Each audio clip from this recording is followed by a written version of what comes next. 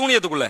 நான் கேட்கிறேன், நான் என்ன கேட்கிறேன்னு கேட்டா, ரசூலுல்லாஹி ஸல்லல்லாஹு அலைஹி வஸல்லம் அவர்களை பற்றி அல்லாஹ் தஆலா மிக தெளிவாக சொல்கிறான், இது யகூலுல் ஸாலிமூன இன் தத்தபியூன இல்லா ரஜுலன் மஸ்ஹூரா, நீங்கள் சூனியம் செய்யப்பட்ட மனிதரைத்தான் பின்பற்றுகிறீர்கள் என்று அநியாயக்காரர்கள் சொல்லி வந்தார்கள். அப்ப ரசூலுல்லாஹ்வுக்கு சூனியம் வச்சிருக்கிறதா எந்த முஸ்லிமும் சொல்ல மாட்டான், எந்த ஒரு மூமினும் சொல்ல மாட்டான்.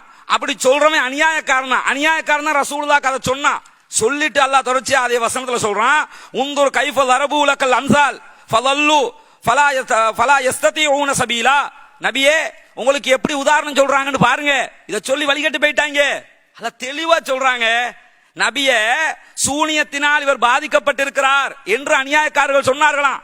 சொல்லிட்டு அல்லாஹ் சொல்றான், நபியே பாருங்க உங்களுக்கு எப்படி எல்லாம் உதாரணம் சொல்றாங்கன்னு பாத்தீங்களா, இவங்களுக்கு தான் சொல்றான். அது அல்ல யாருக்கு சொல்றனா வேற யாருக்கும் இல்ல, ஜமாத்துல் முஸ்லிமீன் என்று ஒரு முஸ்லிக்கான ஜமாத்தை வச்சுக்கிட்டு இருக்காங்கல்ல, அவங்களுக்கு தான் சொல்றான், பார்த்து கொள்ளுங்கள். இதுல வேற குர்ஆன் எடுக்க வேண்டியது. நான் கேட்கிறேன், இந்த வசனத்துக்கு நேரடி முரண், எங்க சிந்தனைக்கு முரண் நாங்க சொல்லல, அறிவுக்கு முரண் நீங்க அறிவுக்கு முரண் என்று மறுத்த ஒரு ஹதீஸ கேட்கிறோம்.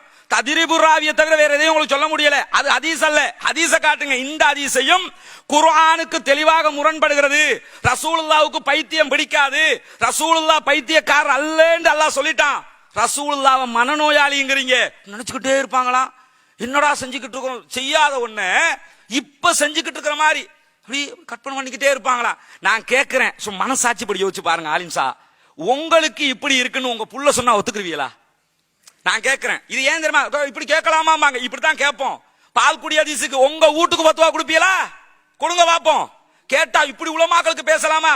ரசூலுல்லாஹ்வுக்கு நீங்க பேசுவீங்க, உலமாக்களுக்கு நாங்க பேசக்கூடாதா? காட்டு. பால் குடுப்பியா வீட்டுக்கு வந்தா? சாலிம் மாதிரி உங்க வீட்டுக்கு ஒரு ஆம்பளை வந்தா பால் கொடுக்க சொல்லணும். அருகமாவளை வேணும் மாதிரி என்ன வேணும்னா சொல்லுங்க, ஆமா எங்க குடுப்பம் தான் சொல்லு பாப்போம். அத முதல்ல சொல்லுங்க. அதே மாதிரி உங்களுக்கு பைத்தியம்னு ஒருத்தன் சொன்னா ஒத்துக்குருவீங்களா?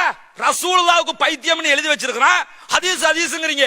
இபத்துர் ரஹ்மானுக்கு பைத்தியம் என்று எழுதி வச்சா நம்புவீங்களா? இல்ல. எதுக்கு சொல்றேன், பேரை சொல்லலாம், இதுக்கு மேலையும் சொல்லுவோம். அல்லாஹ்வுடைய தூதரை எவன் அசிங்கப்படுத்தினாலும் அவனுக்கு எதிராக போர்க்கொடி தூக்குவோம். அசிங்கப்படுத்துகிறீர்கள், தீ வைக்க வேண்டிய ஒரு செய்திய ஹதீஸ் நீ நடைமுறைப்படுத்தி காட்டு. உங்க வீட்டுல நடைமுறைப்படுத்தி காட்டுங்க, நடைமுறைப்படுத்தி காட்டுங்க. உங்க புள்ள உங்களை பைத்தியம் சொன்னா பெத்த புள்ள என்ன பைத்தியம்ட்டாங்கடாங்கிறீங்க, புரியுதா? ஆனா ரசூலுல்லாஹ்வை நீங்க பைத்தியம் நினைச்சுக்கிட்டே இருந்தாங்களா, நடக்காத ஒன்று நினைச்சுக்கிட்டே இருப்பாங்களாம். அதுவும் எப்படி உடல் உறவுங்கிறது இருக்குல்லங்க, ஆண்களுக்கு தெரியுமில்ல, உடல் உறவு செய்யறதா இருந்தால் உடல் உறவுக்கு மைண்ட் ரிலாக்ஸ் வேணும். மைண்ட் கிளியரா இருக்கணும். கிளியரா இருந்தா தான் அதுல ஈடுபட முடியும். எவ்வளவு உடல் பலம் இருந்தாலும் அதை செய்ய முடியாது. உடல் உறவுக்கு மைண்ட் கிளியரா இருக்கணும். இதுதான் சயின்ஸ். ரசூலுல்லாஹி ஸல்லல்லாஹு அலைஹி வஸல்லம் அவங்க இப்படியே மூளையே குழம்பினது போல நினைச்சுக்கிட்டே இருந்தாங்க. நினைக்க முடியுமா? நான் கேட்கிறேன். ஒவ்வொருத்தனுக்கு 12% பைத்தியம் இருக்குன்னு சயின்ஸ் சொல்லுது. ரசூலுல்லாஹி ஸல்லல்லாஹு அலைஹி வஸல்லம் உங்களுக்கு 1% கூட இருக்காது. உங்களுக்கு வேணும்னா 50% இருக்கலாம். ரசூலுல்லாஹ்வுக்கு சொல்லாதீங்க. சொல்லும் போது உங்களுக்கு குத்தணும், வலிக்கணும், நீங்க கவலைப்படணும். அல்லாஹ்வின் தூதரை கேவலப்படுத்திட்டமே என்று அசிங்கப்பட்டு நிக்கணும். அதுதான் எங்களுக்கு தேவை. அல்லாஹ் தஆலா திருமறை குர்ஆன்ல மிக தெளிவாக சொல்லுகிறான், வமா சாயிபுக்கும் பிமஜ்னூன், உங்களுடைய தோழர் பைத்தியக்காரர் அல்ல, அவருக்கு பைத்தியம் அல்ல. நான் கேட்கிற 5 நேரம் தொழுகைக்கு வர்றாங்க, சஹாபாக்களோட நெருங்கி பழகுறாங்க, அந்த ரசூலுல்லாஹ் நினைச்சுக்கிட்டே இருப்பாங்க. இப்படி நினைச்சுக்கிட்டு இப்படி இப்படி இப்படி இருப்பாங்கன்னா என்ன சொல்ல வர்ற? அல்லாஹ்வுடைய தூதர்னா உன் பக்கத்து வீட்டுக்கார மாதிரி நினைப்பா, உன் சொந்தக்கார மாதிரி நினைப்பா? அல்லாஹ்வின் தூதர் ஹதீஸ்களை பாதுகாக்க வேண்டும் என்று குர்ஆனை மறுத்துக் கொண்டிருக்கிறீர்கள். குர்ஆனை மறக்கிற குஃப்ரியத்து கூட்டம் இங்க வந்து உட்கார்ந்துகிட்டு எத்தனை கேள்வி கேட்டுக்கிட்டு இருக்கிறோம். எத்தனை கேள்வி கேட்டோமா?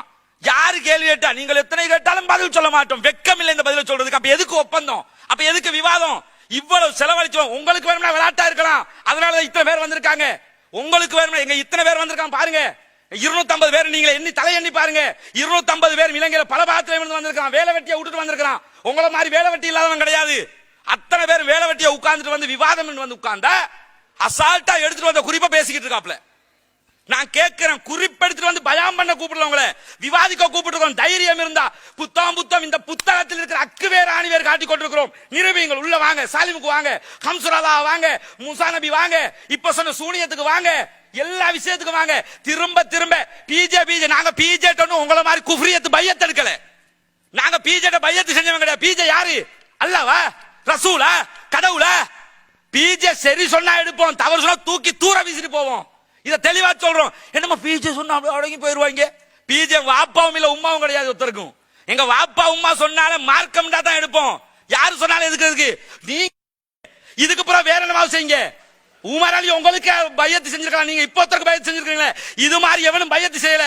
அதனால தயவு செய்து உள்ள வாங்க, உள்ள வந்து விஷயத்தை பேசுங்க. பாதி நாள் தாண்டிடுச்சு, இது கடைசி அமர்வு, இந்த அமர்வுல கடைசி டேன். அதுக்கடுத்து இன்னும் பாதி நாள் இருக்குது. அதையும் என்ன செய்வார் தெரியுமா, அழகா சப்பி விழுங்குவார்.